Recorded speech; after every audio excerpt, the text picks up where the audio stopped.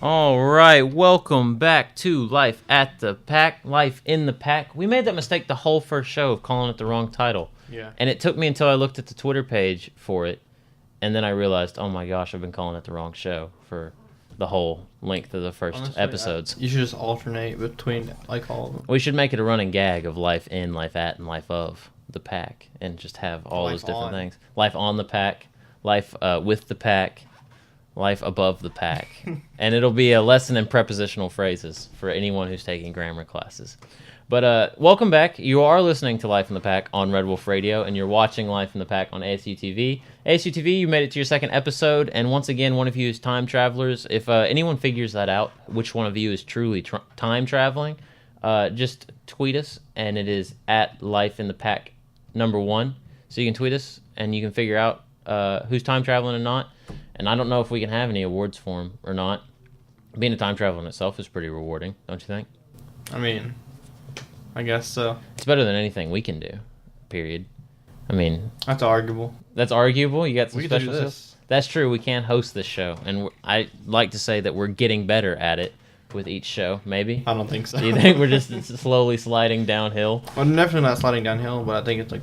We've plateaued. We've peaked already. Yeah. That first episode First with Fielding, few, we yeah. peaked, and so now it's all downhill from there until Fielding comes back. But we talked about academics for the first whole segment, so now we're kind of going into the slice of life bit, just lifestyle in college, things college kids run into a lot, and so the CAF at Arkansas State right now, the state of things.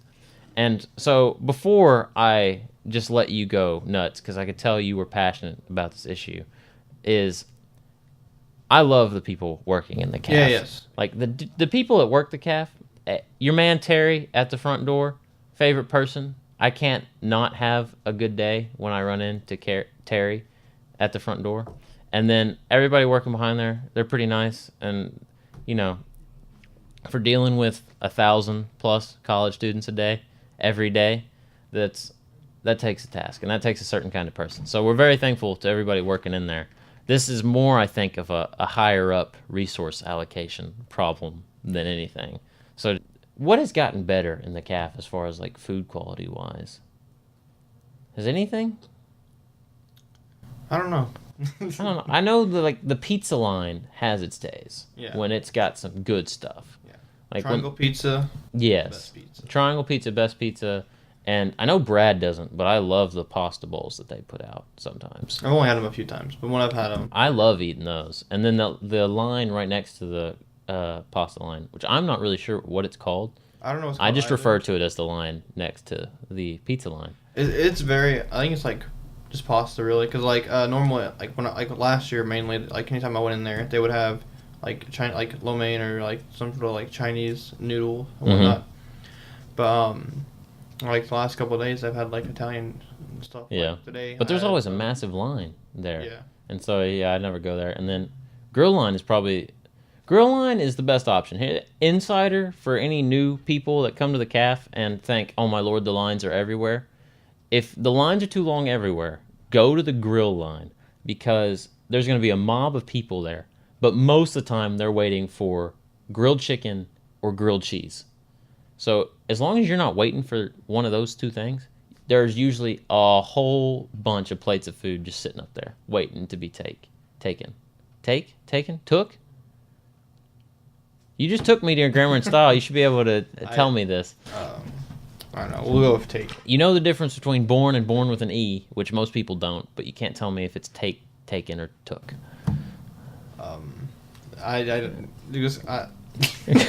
And this is what happens when you quiz Robert on the spot on a radio program. Thankfully, thankfully he's getting saved by the bell, as it were, because we were out of time for this first segment of our Slice of Life. So we get to go into another song, but that is after we bid farewell to our ASU-TV watchers. ASU-TV, we have to send you off to another break. I don't want to. They're making me do it. Like, there's someone standing outside the door to this studio right now saying you better send them to their break or we're going to come in there and beat you up. And I can't help it. So I'm going to have to send you on your break, and we'll be here when you get back. Don't worry about it. Stay strong. We'll see you then.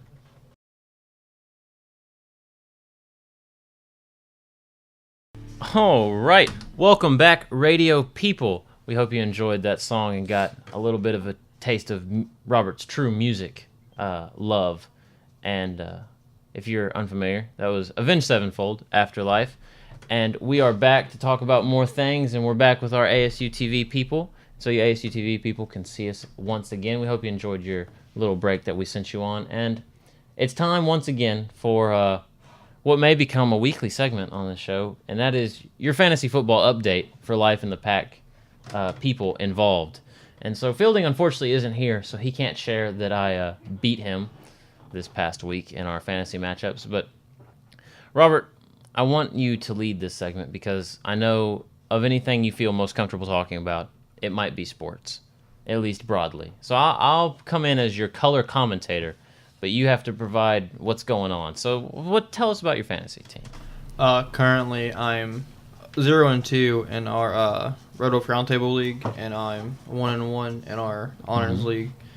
I could probably, like, if the team I had, the players I drafted, I could potentially be 2-0, but for some reason, nobody wants to play. Yeah, that's what they all say, Robert. You know, like, if my team played like they were supposed to when I draft them, I'd be 2-0. If Le'Veon Bell would play a game, or like any of my receivers would actually want to catch a pass, yeah, or not get, or if anyone wanted to not be injured, yeah, then it'd be, like, I'd be, yeah, but you didn't help yourself out drafting Le'Veon Bell, and then also picking up the free agent Des Bryant. That's not, dude. He's gonna get picked up by the Browns. You think so? Yeah. Well, they just got rid of Josh Gordon. True. Which made me a little upset because I had Josh Gordon, but now he's going to Tom Brady. True, so it might work out. I'm just worried about him in that depth chart a little bit. But I am 2-0 in fantasy. Thankfully, I don't really know how because I didn't really feel like I drafted that strong. But Matthew Stafford, king of the fourth quarter, comes back, essentially wins my fantasy game for me with that fourth quarter play that he unfurled. And he's my quarterback in both leagues, so I get my teams mixed up because I can't think about their quarterback and who follows. But him and Alvin Kamara, that has led my roster. That is the only reason that I do as well as I do in fantasy right now, because everyone else after that, it drops off pretty sharp, which I guess is the burden of having the first picks, or close to the first picks in your draft, is you get like one good player, and then they're all gone by the time it gets back to you, which snake drafts are what they are, but they are not good about that. So, but what other news is going on in sports world? What do you know? I know that I'm definitely going to need to be dropping Mike Wallace. Oh yeah, true. Because did he just get ruled out for the season? I'm not sure. I'm not sure if it was the entire season, but I know he either broke or like fractured or something his fibula. Oh yeah. So yeah, that's probably a done deal. Yeah. And poor Brad had Delaney Walker, and then Delaney Walker got hurt, and he was hopeful, and then the press conference came out and said he's done for the season. Sorry guys. And Brad spent many a night crying into his pillow. I think he deleted the fantasy apps. He did. After that happened. I think he re-downloaded the one for Roundtable. Yeah, I think so too. But yeah, he rage quit after that one, and after I think starting the season, much like you did. And I think he's worse off than you. I think he's 0-2 in both leagues. Poor guy. We need to get Brad in here. These guys need to meet Brad. Brad's good. And I think by the time this goes out, you've probably already met ASU-TV's definitely already met Brad with Red Wolf Roundtable and his special edition shows that he's doing. And so we're hoping you're enjoying those. And Red Wolf Radio, y'all have probably heard Brad, maybe. He's gone to just DJing show now. So hopefully we'll get him on the show so you get to hear a little bit more of his brilliant personality. Because he has come out with a quote, half of which we unfortunately can't share on this platform. But Brad's a pretty good dude. And that's something that we can talk about, though, is like life in the quads as opposed to freshman year and like roommate situation is in some ways the same, but a lot of ways it's kind of an adjustment getting used to, because for you, because as we discussed last show ago, you were a commuter, and so now you're living on campus again. So you never got to experience the dorm life. You just jumped right into quads. But from going from dorm life to quads, it's been quite a turn, because now it's weird deciding like what I want to share and what I don't want to share. and deciding what I value as my own snacks. But thankfully, we've had a roommate be very good about providing snacks for us. Because how many ramen cups have you eaten? At least 10. At least, okay, more than 10. How many Easy Mac cups have you eaten? No, probably like 15. You've eaten so much more than that. Stop fudging the numbers. I know you've probably eaten 15 this week. No, I haven't. Definitely not. It's only Tuesday. It's only Tuesday. I've had like 1 ramen cup this week so far, and like 3 or 4 mac and cheese cups. And what doesn't help that is also us deciding that we needed to binge watch an entire show to catch up for its premiere when it comes out later on this year. Literally Because less than a month. Yeah, less than a month. And how many episodes do we have? We have over 100, right? Still to go through? We have less than 100? No, we definitely have, well, a little bit over 100. A little bit over 100. And, oh, man, that was a terrible decision that we did. Because we're trying to do it on the weekends. Me and you aren't going to be together this weekend, so we can't binge watch it this weekend. We might be able to do it next weekend, but I don't even know if I'm going to be here next weekend. We're going to be next weekend. Oh, I don't know where I'm going to be next weekend. And I'm certainly not going to tell anybody listening or watching where I'm going to be the next weekend. But it's, oh, man. I am so envious of people who can go home every weekend. It makes me so mad. I could go home every weekend. You just choose not to. Want to. Yeah, but I mean, there's some. I have to go home a little bit sometime this weekend. Yeah, there was last year. I was able to analyze it. Analyze it, I guess is the right word there. Witness it a lot more than I did this year, because my suite mates both were from Jonesboro, and they would both just go home every weekend, and I was like, wow. I wish I could casually drive 4 hours and be home every weekend and then drive 4 hours back. But that drive sucks, and gas doesn't grow on trees, nor does money. And so it's just not practical for me. And then you just don't go home. I don't know why you don't. Why don't you go home, Robert? I don't feel the need to go home. Your mom misses you. She'll send me whenever she needs to see me. Or when I need something. And your dog just had puppies. Why don't you go home and see your puppies? I will this weekend. Oh, yeah? When I have to. When you have to. Because you've got events going on this weekend. But did you ever, like when you were a little kid, like watching animal shows, did you ever wish like you could ride in a kangaroo pouch? I think maybe like once or twice. And then I saw Kangaroo Jack. And I was like, no. I'm out. I don't want to. No, man. Kangaroos are mean. This is the Animal Planet muscular segment of the show. Yeah. Like extremely muscular. They'll hurt you. They might kill you. They're pretty vicious.